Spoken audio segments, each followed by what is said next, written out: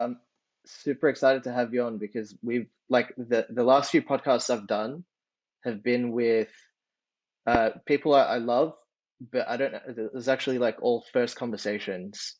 Whereas you, Yeah, we worked in the same workplace for years. We know each other, mhm, and we've collaborated on beats together. Like I've got fond memories of we have. Zoom sessions in the pandemic. That was Yeah. dope. Yeah. Um, We've done a lot of that too, yeah. yeah, man. Yeah. So thanks for coming on, man. No, thanks for having me, man. I appreciate it. All good, man. Do you want to tell people a bit about what you do? Yeah, for sure. So at the moment, just working at the bank, just like you as well, but I'm working in sort of small business collections, so sort of small business side. In my spare time, sort of make beats like you as well. Obviously, you do a lot more stuff. You do coding and things like that, but make beats as well. Also play basketball. Love my gym. Yeah, that's pretty much me, man, in a nutshell. Make it as simple as it is, but yeah, that's That's sort of what gross. I do.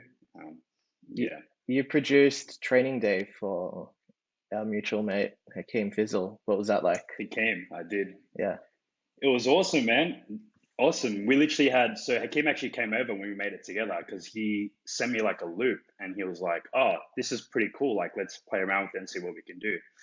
Came over. I think we finished it in about, and it was super quick too. The process was just snap, snap, snap. Like it was awesome. I think we finished the beat in about half an hour, 45 minutes. Wow.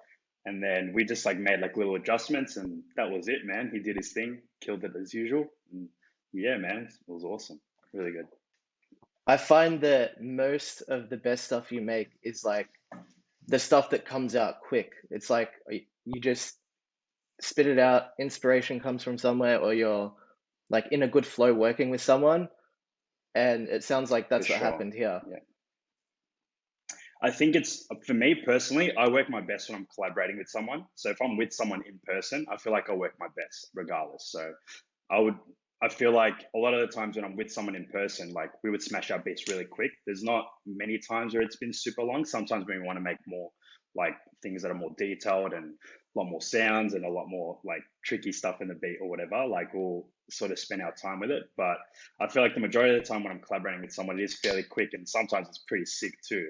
Um, and that's like my favorite thing. I feel like collaborating in person, also collaborating in Zoom. That's also really cool as well. Like we've done a couple of times as well. But I feel like for me personally, I do my best when I collaborate with someone in person, and yeah, it always works out really well for me. I think. But That's yeah, mad. We have to collab in yeah. person soon, I think. I think I that's know, man. We've only done our Zoom session. We've only yeah, done Zoom sessions. yeah, man. Yeah, What do you think? Oh, by the yeah. way, I haven't even introduced you. So this is AB Beats. Abe. This It's so is good. Stereolust episode 4. I'm still new to this, all right? No, it's all good, man. It's all good. By the way, yeah. What do you think what do you think that is where when you're working with someone, it's easier to get into a workflow? Like what is that versus being alone and like sometimes you get a bit I get it, it's like self-indulgent and I want to make everything like perfect. What's the difference for you? I feel like there's a sense of direction because you're both sort of saying you want something to sound a particular way.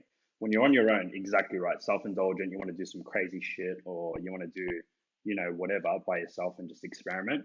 But I feel like when you're someone with like in person, there's like a sense of direction. You're like, I want this to sound like that. I want to go this way. I want to do that. I feel like the workflow is a lot more structured and like you know what you want to do. So it's a lot more quicker. Well, that's what I feel anyway. But yeah, that's probably why I think. But yeah, for sure, I feel like there's more sense of direction when you sort of have someone in person there because you're just like, I want this to sound like this. I want to go this way, and you also sort of like getting ideas off each other too. So it's like not just one brain, you've got two. So it's almost you're working Yeah. twice as fast in that sense as well. But yeah, that's what I think. Yeah, no, I definitely agree on like two minds are better than one because the last podcast I did, it's not out yet, but my guest Mm. Torrin Lee, he lives with his bandmates, and Oh yeah, I'm like, that must be. the best environment for creativity because you're always he said like they get on each other if they're not working on something, and it's like a supportive environment and you're bouncing ideas off each other. I don't know, I think that's pretty grouse. I want to get into a more of a collaborative vibe with my music because I've been pretty solo since I Yeah, started. yeah. I think I'm the same as well, man. Like, I think sometimes you want to do things on your own, but like, I feel like, and you get really distracted. Like, you just do things, and I don't know. Sometimes with my music as well, like if I'm working on my own, I'm like less motivated. But I'm like, with someone, it's like more motivating in a sense. And that's a perfect example. Like living with people that make music is pretty cool. Like, you know what I mean? Like they're literally there on your back saying, "Let's do this, let's do that." Like they're on your back saying, like, "Let's go." You know what I mean? And I feel like that's, yeah, it's pretty cool. Like collaborating in person is my favorite, to be honest. But yeah, for sure. Yeah, man. Are there any collabs that you can tease? Anything coming soon? Can we get a scoop? Nothing coming out soon. I did post something on my story recently, so I saw one of my mates perform. His name's Double Effects RK, so Double Effects Recognized Knowledge. That's his name. We made a song that he sort of performed. It was at Laundry, which I thought was pretty cool. I really liked it. Other than that, man, not really. Like Hakeem been working on some stuff. Nothing released yet. I mean, we've got stuff that's ready to go, but yeah, There's that nothing one released just yet. that I helped out with as well. You made the beat initially. Yes. Underdogs. I don't Yeah. know if we can say the And I name, but messaged you about that one. Yeah. yeah, yeah, Yeah. yeah. Yeah. Yeah. There's that and a couple of other ones too, but yeah. Yeah, nothing released yet or nothing in sort of set in stone, but there's Yeah, stuff in the works for sure. Yeah. that's grouse, man. Sometimes Mm. because this is probably why I like to branch out in different genres and get experimental sometimes. I get really bored of making hip hop all the time. Do you ever feel like Mm. that? How do you keep things fresh? Sometimes, honestly, I change it up as well. I think a lot of the stuff that I have that's sort of out, or like if I was to like, yeah, like that's out, I would say, is more hip hop. But like when I sort of do, because I get the same as well. Sometimes I'm like, this is getting a bit repetitive. Like I need to change things up. Like I'll look at different genres, like drill, for example, or I'll do like sort of like dance, sort of like music, and then like sort of like make stuff like that. Yeah, I think it's just branching out to different genres. It sort of does refresh your sort of, I think, love for, I think for me, hip hop, because hip hop's my probably favorite genre there is. Yeah, it does sort of refresh it when you sort of branch out to different genres and try different things. And then when you sort of come back to it, you probably get more ideas because you haven't done it for a while and you're excited to sort of go in, make a hip hop beat or make, a song or whatever the case may be. But yeah, for Yeah, sure. Definitely branching out to different genres. I agree. Yeah, and you can like definitely sprinkle helps. a little bit of something else that you've got from drill into like more trap, old school hip hop, and you can kind of make it Yeah, your own and exactly. combine flavors, and it's cooking. Yeah. That's why people say let's cook up. Yeah. Yeah. Yeah, exactly. Exactly. Yeah. For sure. Yeah. Um, what are some techniques or like mixing or producing that you heard and then you started implementing it and it was like there's time before this and then there's time after this, like just complete game changers. I'll give you an example for me. Mm. Um, there's a producer called Kashmir. He's a EDM. It's spelled KSHMR. Maybe you've seen his Yeah. splice samples. He's got a lot of sample packs. But anyway, he Yeah. Yeah. he um he made a video about making EDM build-ups. You know those like like the snare build-ups. Yeah. Yeah. Yeah. Really bad demonstration, but you get what I mean. Um, ba Yeah. Yeah. basically, he makes all the snares.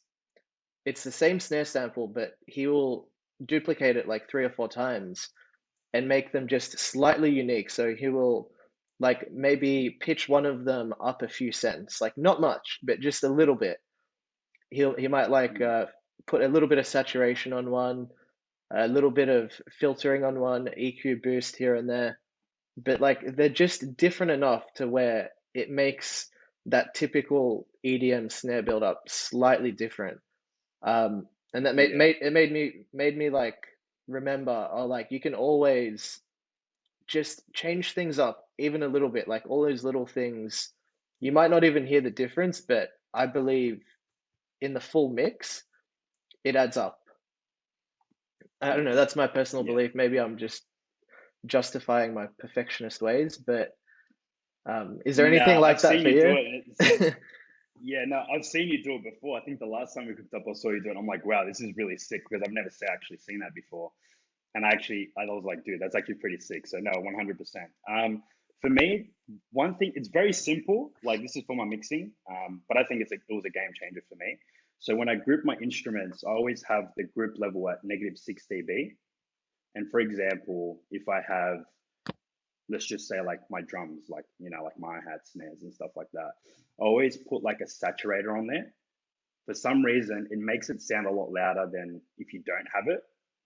I don't know exactly why that's the case, but whenever I put it on there, it always just makes it sound louder. So I usually have, yeah, like the group at -6 dB, and then I'll put the saturator on it. It makes it just sounds louder and clearer, which works for me personally when I'm mixing. Um, It gives so it yeah, oomph. very simple, but yeah, exactly. Yeah, Yeah, I what's feel like that works best for me when I'm mixing. I'll nerd out a bit. Um, Basically, I think what it's doing is, say your hi-hat, for example, it's creating frequencies where there weren't frequencies before. So even if it's the Mm, same volume, it'll sound fuller. So it's pretty interesting. Yeah, yeah, saturators are great for that. there you go. Yeah, Yeah, they're very good. Yeah, I yeah. use them for everything now. It's amazing. Yeah, yeah, for Um, sure. on the same token, is there any like bad advice that you've heard that you're like, as a beginner, you would listen to it and you're like, I do this all the time, and then you maybe realize later on that's a myth, or like maybe it works in certain contexts, but not for me. Like I'll give an example too. Maybe you want to think about something, Yeah, but yeah. people always say you should filter out everything under like 150 hertz if it's not a kick or bass for a cleaner mix. Good advice if you want like a really bass heavy mix, but if you've got like a really beautiful lush piano and you cut out all that low end, it can sometimes just take out that oomph, you know? Yeah.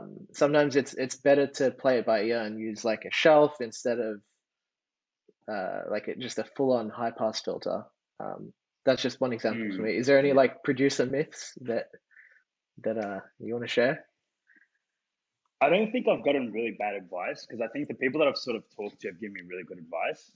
But something silly that I used to really do when I started, and I think you saw me do this, and I think you commented on it once. But I I used tend to to do do that. like, for Sorry, by the example, way. no, that's no, it's go ahead, bro. I need the advice. You know what I mean? But for example, I have like a sample. I used to literally duplicate that sample and have the same sort of sample, and then just go reverb on the second track and reverb on the third track. But instead, I can just do it on the one and sort of just add like like plugins and sort of make it sound louder that way. I thought by doing that I was making it sound louder and cooler because like it'll be like there's three different tracks and then I would add reverb and do its thing, but you can literally just do that on the same track. But I used to do it consistently, so I was just like, oh, sometimes it might work and it might sound cool, Yeah. but a lot of the times it doesn't. Like Yeah, you can yeah, just do yeah. it on literally the same track. You know what I mean? But Question yeah, about I think that. it was something that I was sort of yeah. No, go ahead, sorry.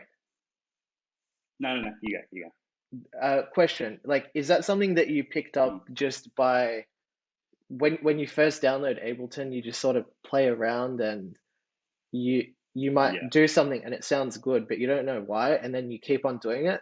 Is it like that? Yeah, that's Yeah. exactly what happened. Yeah, it Yeah, was yeah, the yeah. very, very early days, and I Yeah. just did it, and I'm like, oh, this sounds cool once, so I think it's just gonna work all the time, sort of thing. Yeah. Yeah, yeah, yeah. And yeah, that's what happened. Exactly right. Yeah. Yeah. That's funny, man.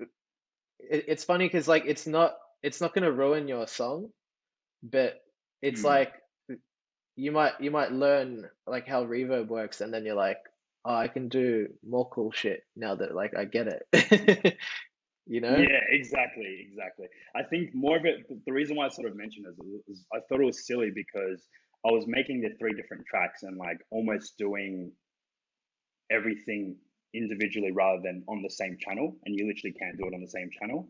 So I was sort of separating each track and just doing things individually rather than me just doing it on the same sort of channel strip, or you know what I Yeah. mean, the same track. That's why I thought it was a bit silly. Like, and sometimes that's cool. Like you can do that and sort of do your thing, but yeah, sometimes I it think I works and remember sometimes it now. doesn't. I think. I think I remember I Yeah. commented on it because you had the second channel, you had the dry wet, like say like for example 50%. If you have Mm, it to 100% and then you like build it in, then it's like mm, you know in Ableton how it's got reverb sends, like you can send it yeah. it's like at the bottom near your master. I'll put a Yeah. photo Yeah. up here in post. Yeah. Get my editing skills Yeah. in. But Yeah. basically like if it's not at 100% wet, then it's like you're doubling up on the dry signal and it can like phase out. Mm. This is like this is actually why I wanted to have you on, bro, because like we know each other and we can get into like super nitty-gritty producer talk, like nerd out a bit. Yeah, yeah. Um, Yeah. yeah, maybe people are gonna Yeah. just turn this off right here, but if you made it this far, then Yeah. bravo. Appreciate Yeah, it. exactly. Appreciate it. Yeah. Do you have any favorite favorite producers or beats that you always go back to that inspire you?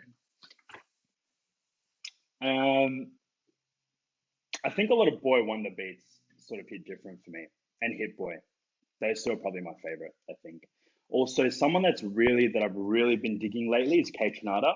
K Tronada, the Oh, way he sort bro. of mixes his drums, man, it's unbelievable. Like even just like the instruments he uses, and obviously like the plugins he uses, amazing, bro. Like I've really been digging K Tronada recently too. Um, but yeah, I think my go-tos are probably Hit Boy and Boy Wonder. But as of late or recently, it's been more like K Tronada sort of vibe. But yeah, I would say Boy, those three Boy for sure. Wonder beats always impress me because he doesn't go like they're very simple, but they Mm, just hit the spot. Like he picks good sounds, he picks good melodies, good samples, and yeah, it's just seamless. But it's never like it's not maximal production, like it's minimal, you know?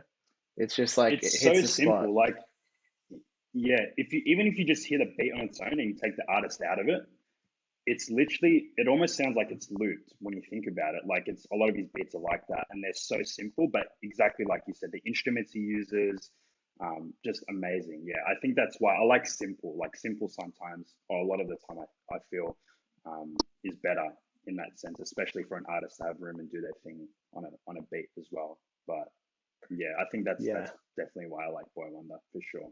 That's a big one. Like you want the artist to Mm. not feel like, why would I even jump on this? Like this There's all sounds this crazy finished. shit happening. Yeah, Yeah. yeah, Why are there hi-hat yeah, rolls everywhere, you know? yeah. Exactly. Yeah, for Um, sure. do you have any favorite plugins right now? Um, I was using Ozone for a bit. Um, no, sorry, I still use Ozone, not was using Ozone. Yeah, I think Ozone's probably my favorite. Just the compressors on there and the compressors on there, I would say probably amazing. I love the limiters on there too, really good. Um, I like how sometimes when you're feeling really lazy as well. So I've got Ozone Pro. It's got like an AI that sort of gives you like a baseline of like a master. So for example, I've done Mm, a beat for it, like I finished a beat, and sometimes I'm like, I don't want to master this, man. Like, you know what I yeah, mean? I just finished it. I've been working on it for a while. Whatever. You just chuck the Ozone Pro on, and it literally does like a baseline. This is what like it's just like a startup pretty much, and then you just add your own little things, adjust little knobs and stuff, and that's pretty much it, man. So it helps you a lot in that sense. Yeah, Ozone's pretty good, man. I really that like Ozone for sure. that's my that's my whole mastering routine, bro. You just described it. Yeah. Yeah.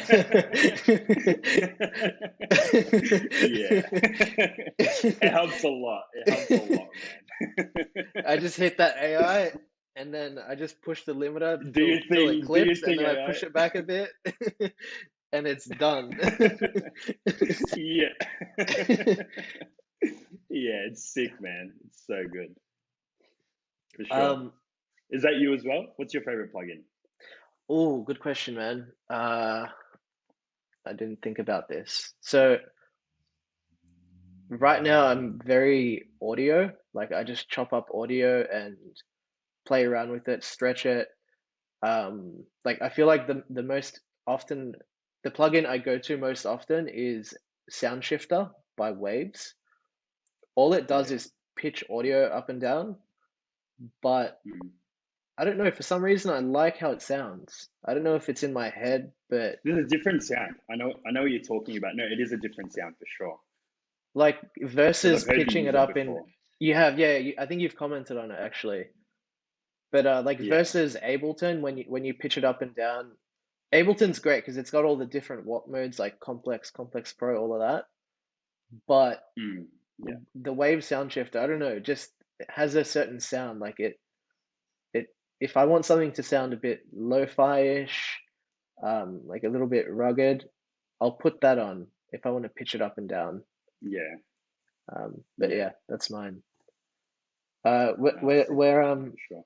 We're pretty much gonna wrap this up soon, bro. But before we get into a few last questions, thank you Mhm. for coming on. Been trying to get you on for a bit. I know you're a busy man, hard to get a hold of. Nah, nah. So Thanks for having me, man. Sorry about that. no, dude, it's fine, man. You're good. You're good. I'm just happy to have you on, and thanks for making the time. Um, All good, man. is there Pleasure having anything me. you want to plug if you want people to go somewhere to check anything out right now? For sure. At the moment, I'm a bit sort of I'm not posting as much on socials, but I do have a SoundCloud. If you guys want to check that out, yeah, just type in AB Beats on the SoundCloud. My name should come up. Yeah, I got a couple of beats on there. I don't have too much at the moment, but there's a couple of things on there. If you guys want to have a listen, go for your life. If not, that's cool too. But yeah, there's a couple of things on there if you guys want to have a listen. Um, Go for it. For sure. Check him out. He's got some mad banging beats. Thanks, Um, bro. Appreciate it. for sure. Like two last things. Do you have a favorite emoji? Yeah. Do I have a favorite emoji? I think I do. Do you know that one where it's like the lips are sort of like that? So it's how do I explain it? It's almost like that was a Hmm. terrible example, by the way. But Yeah, do you want to I just bring it had the up? emoji. Hold Yeah, on, yeah, let's see I'll it. bring it up. Yeah, Yeah. give me a second. And I'll post a high def That photo was such here a too. bad example, by The lips like that. the way. So this one, you guys can see that. It's a bit hard to see. Send it to me on IG. I'll send it to you on Instagram. I thought you were gonna say because I've I've uh I've stolen. Oh yeah, I love that one. Awkward face. That's what I call it. That one, Yeah. that one, or that one. You know the one The with salute. salute. Yeah. So I I Those are probably two of my favorites, I thought you were honestly. gonna say the fist bump emoji because I've sort of stolen that from you, and I was like, if he says that, I have to ask his blessing to keep on using it and moving forward, you know?